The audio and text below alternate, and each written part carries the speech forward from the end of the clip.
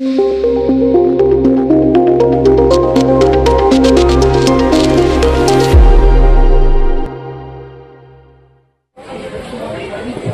पौर्णिमेच्या आपल्या सगळ्यांना मनापासूनच्या शुभेच्छा व्यक्त करत असताना आज तुलसी विवाह देखील आहे आणि त्यानिमित्ताने तुलसी विवाहाच्या सुद्धा आपल्याला मनापासूनच्या शुभेच्छा। आधीच्या वक्त्यांनी आपल्याला सांगितलं की आपलं आजच्या दिवसाचं महत्त्व आणि आजच्या कार्यक्रमांचं महत्त्व, आणि मला वाटतं आपली संस्कृती अशी आहे की आजपर्यंत कोणताही सण वैज्ञानिक दृष्टिकोन न ठेवता साजरा आपल्या संस्कृतीने केला। आपल्याकडे पुढे ती रूढी परंपरा प्रथा म्हणून आपल्याकडे जरी आली असली तरी आपल्या प्रत्येक सणाला आणि प्रत्येक गोष्टीला वैज्ञानिक दृष्टिकोन होता। तो फक्त आपण सर्वसामान्य लोकांपर्यंत न नेता त्यांनी त्याला अध्यात्माचा टच दिला आणि सर्वसामान्य लोकांनी ते अंगीकार केला। एक साधं उदाहरण मी कालही दशक्रियेमध्ये सांगितलं, आजही सांगतो। कालच एकादशी, आपली कार्तिकी एकादशी झाली आणि कार्तिकी एकादशी हा जवळजवळ 36 तासाचा उपवास आपल्याला सातत्याने होतो। आज संध्याकाळी आपण उपवास चालू करतो। आज संध्याकाळी एकदा जेवल्यानंतर दुसऱ्या दिवशी संपूर्णपणे आपण दिवसभर उपवास करतो आणि तिसऱ्या दिवशी सकाळी आपण तो उपवास सोडतो।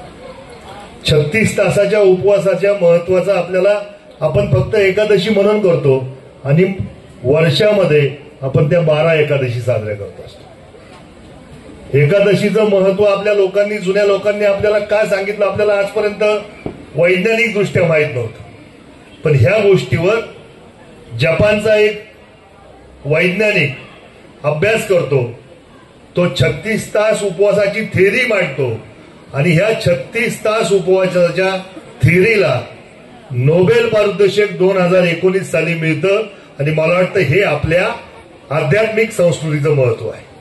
त्या माध्यमातून होत असलेली आजची गंगा आरती असेल, त्या माध्यमातून होत असलेली आपलं तुलसी विवाह, हे सगळं शास्त्रीय दृष्टिकोन ठेवून आपल्या नदीप्रती जी भावना आहे, मला वाटतं वीणाताईंनी आपल्याला सांगितलं की स्वच्छतेचं महत्व काय आहे। नदी स्वच्छतेचं महत्व तर त्याच्याहून जास्त आहे आणि ताईंच्या माध्यमातून, स्वातीताई दीक्षित असतील यांच्या माध्यमातून खरं तर नदी सुधारणाचा जो कार्यक्रम आपला चालू झाला त्या माध्यमातून गेली अनेक वर्षापासून नदी स्वच्छतेसाठी ही सगळी मंडळी काम करत असताना यांचं मार्गदर्शन आपल्याला सातत्याने लाभतं।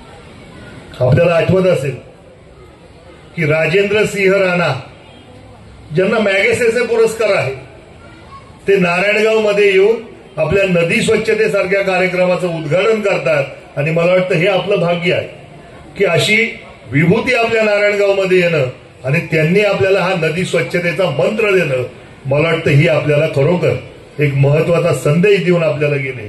त्याचबरोबर विजय भटकर सरांसारखा ज्यांनी महासंगणक बनवला, त्यांनी नारायणगावमध्ये येऊन आपण जो कैलासवासी अनिल दादाभाऊ खैरे ईएम द्रावण प्रकल्प आपण सातत्याने रोज आपण 1000 लिटर द्रावण आपल्या नदी पात्रतेमध्ये सोडतो, नदीपात्रामध्ये, त्यासाठीचा प्रकल्प सुद्धा विजय भटकर सर आता आपल्याकडे कोविडच्या काळामध्ये आले, त्यांनी तो प्रोजेक्ट पाहिला आणि त्या प्रोजेक्टचं रेकमेंडेशन त्यांनी केंद्र सरकारला केलं की हे असे प्रोजेक्ट तुम्ही जोपर्यंत प्रत्येक गावामध्ये उभं करत नाही तोपर्यंत नद्या आपल्या स्वच्छ होणार नाही।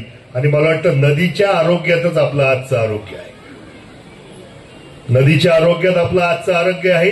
आपण काही वर्षापूर्वी पाहिलं, मला वाटतं आम्ही शाळेत जात असताना हे जिऱ्याचं पाणी, इथलं नदीचं जिऱ्याचं पाणी आम्ही प्यायचो शाळेत जाताना, तोपर्यंत आपण आपली ड्रेनेज लाईन नदीपात्रामध्ये सोडली नव्हती।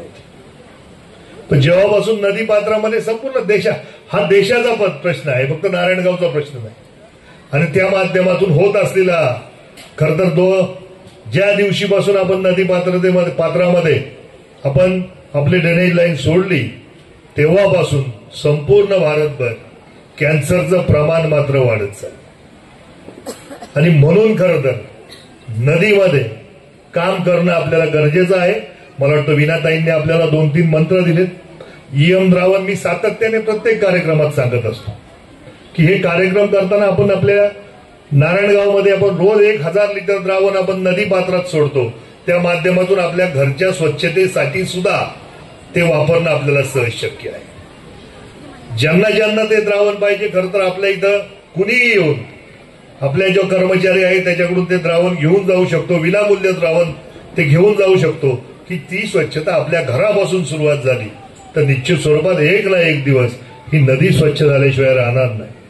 आता मगाशी सांगितलं की इलेक्शन आल्या, जिल्हा परिषद आली, जिल्हा परिषदच्या माध्यमातून काम आहेत, समोर इलेक्शन उभे आहेत, ते सगळं आहेच. परंतु काम जे केलंय त्याला सुद्धा त्या गोष्टीला तेवढं महत्व आहे. आणि आजही मी तेच सांगतो की आजही काम करत असताना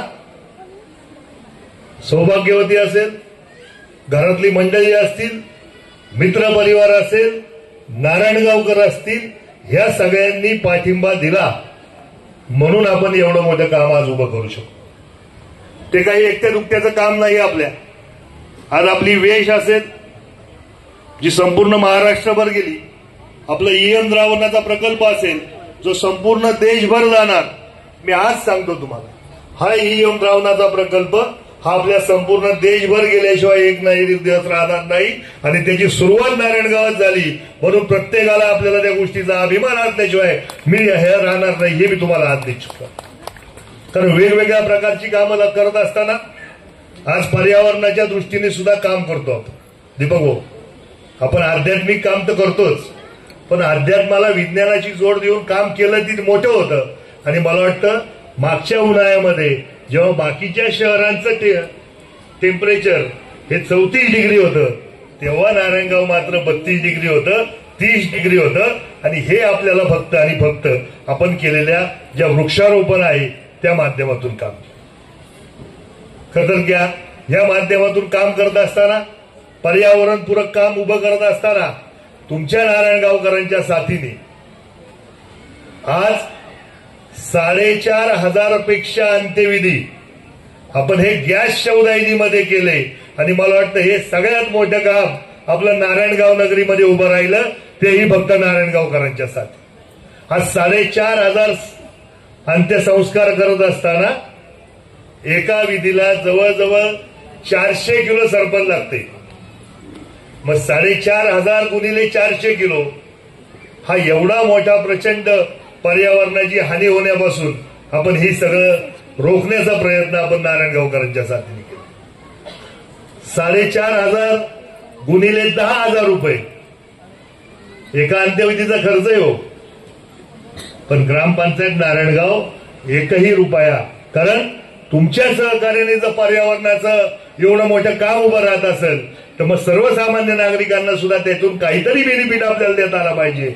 म्हणून एकही रुपया आपण अंत्यविधीचा घेत नाही. प्रत्येकाच्या दुःखामध्ये पोहोचायचं काम आपण ग्रामपंचायत ह्या माध्यमातून करत असतो. अशी एक ना अनेक कामं आपण सातत्याने करतोय आणि सातत्याने काम करत आलोय आणि काम करत राहणार. ह्या एकाच उक्तीप्रमाणे कालही आपल्याबरोबर होतो, आजही आहे आणि उद्याही राहणार आहे. खरं तर आजच्या या त्रिपुरारी पौर्णिमेच्या निमित्ताने पुढच्या वर्षीचं एक दीपक भाऊंनी एक संकल्पना मला सुचवली